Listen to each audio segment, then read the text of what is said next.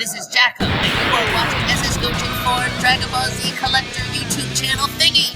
Hey guys, this is SS Goten 4 here, back again with a new video. And today I'm talking about Dragon Ball Super episode 44. I'm going to be reviewing it and giving you my predictions on what I think is going to happen. Alright, so the episode starts off with a glimpse of a different planet and like an old man with a pacifier around his neck, and it kind of just teases that little scene that we're going to see probably later on of this planet. And then it kind of just cuts to Monaka, being the delivery guy he is, delivering a package to Capsule Corp, and the package is for Bulma and it's some kind of sweets, but because Monaka's there, he becomes the guinea pig for Bulma, and Bulma asks him if he could assist her in her new invention or thing that she is putting together. And he was like, alright, but I'm gonna be, be held up for my next delivery. And she's like, come on, only take a minute, only take a second.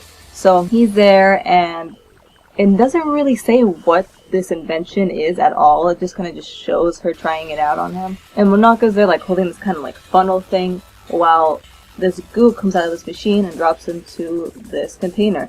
So they don't really say what it is, but I think it probably might have something to do with maybe the next episode or the episode after. Like, it has something to do with the plot, because why would they show like a random ass invention out of nowhere? Like, why are they showing that there if it means nothing? So it has to mean something, but they don't really tell us.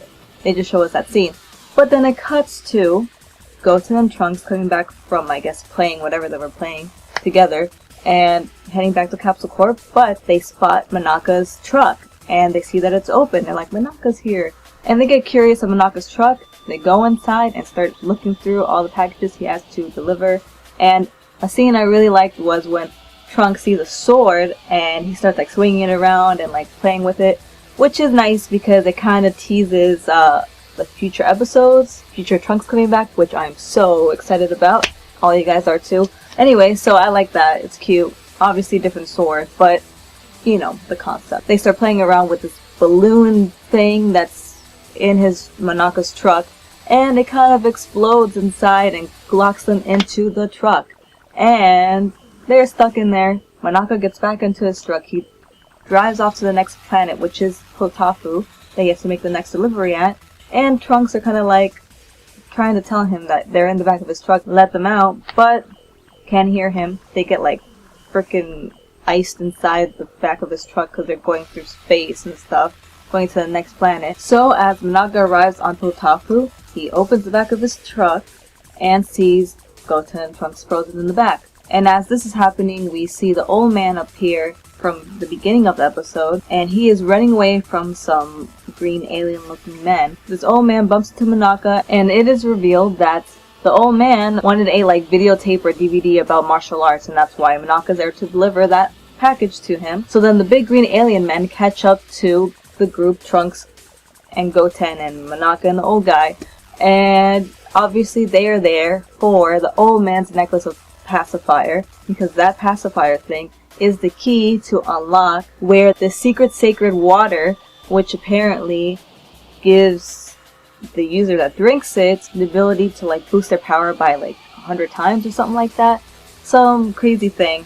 So that is why they need that pacifier, to unlock where that sacred water, secret water is. So Goten and Trunks attempt to kind of stop these guys, but they end up kind of failing, and Naka gets captured, and the old man just lost, and Goten and Trunks are also captured.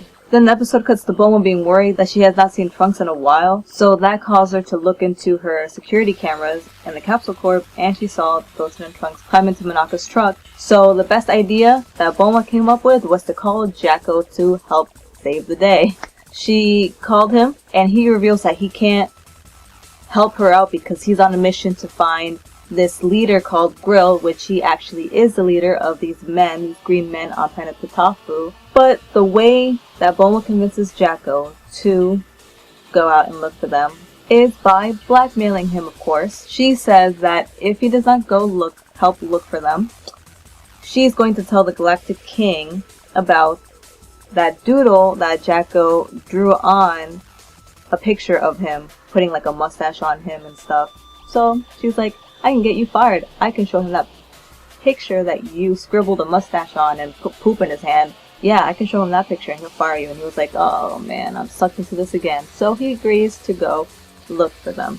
And she sends Vegeta along with him because, of course, Jacko's going to need some backup. Depending on the circumstance of how bad the situation Goten and Trunks are in, Vegeta gets sent along. Bulma tells Chi-Chi that Goten is possibly in trouble, but Goku is not available at the moment because he's training at King Kai's planet to get his body back in shape from, the overwhelming ki, the stress he had on his body from, previous.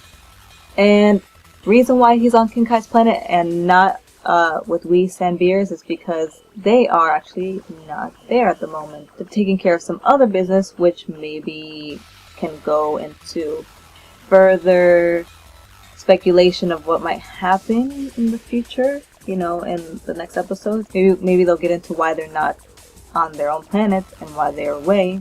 Maybe taking care of something important that we can expect in a couple episodes. But anyways, so it cuts to Vegeta saving Trunks from laser blast is heading his way. Vegeta's easily dealing with the henchmen until Grill comes up.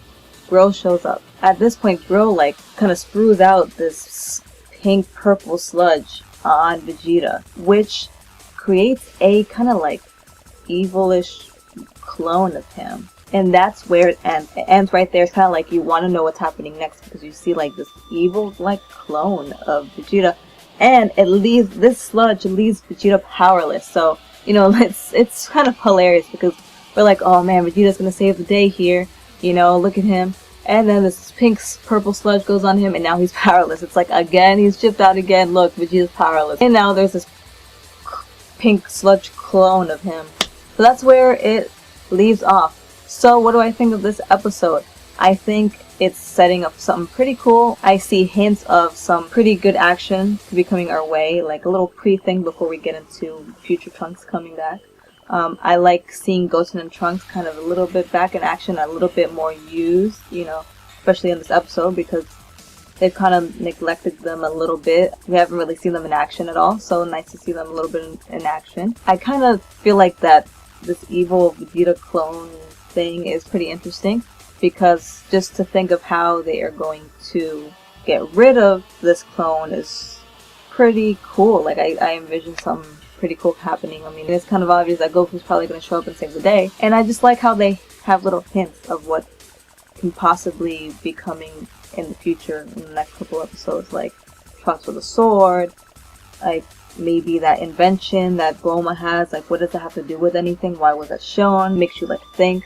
And then Whis and Beerus not being at their planet, and Goku can't.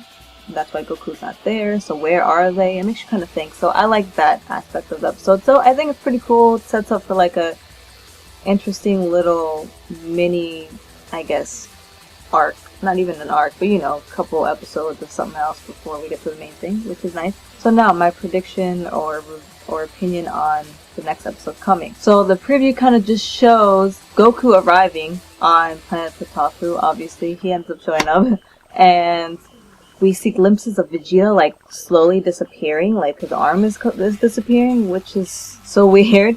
And we see Gotenks at the very end turning Super Saiyan 3, which is cool. So I think it seems like Vegeta's gonna completely disappear, eventually, and it's just gonna be this fake Vegeta, and Goku and I guess Gotenks have to kind of figure out or try to see how they can get Vegeta's body back, and it might be possibly by defeating him. They know not to touch the sludge because that can happen to them as well. I think obviously Jacko's going to be helping out there. Also, I thought it was pretty cool seeing that Vegeta, that pink Vegeta, he had lines across his face here, and it kind of looked reminding me of baby Vegeta. I just thought it reminded me of that. I think we're going to see a pretty interesting showdown there, and a bit of trying to figure out how to get Vegeta's body back, and how to have a strategy of fighting this evil Vegeta without getting any sludge on them and all that. So, should be interesting, and I'm pretty excited to see next week's episode. So, what do you guys think of this week's episode, and what do you guys think for the next episode coming up. Did you enjoy this episode? I did. We got like a cutesy episode last week, and now this time we're getting into like a serious, more into like the action-y kind of storyline episode, so which is great. I like the little balance and mix that they've been having. So alright guys, until my next video, peace.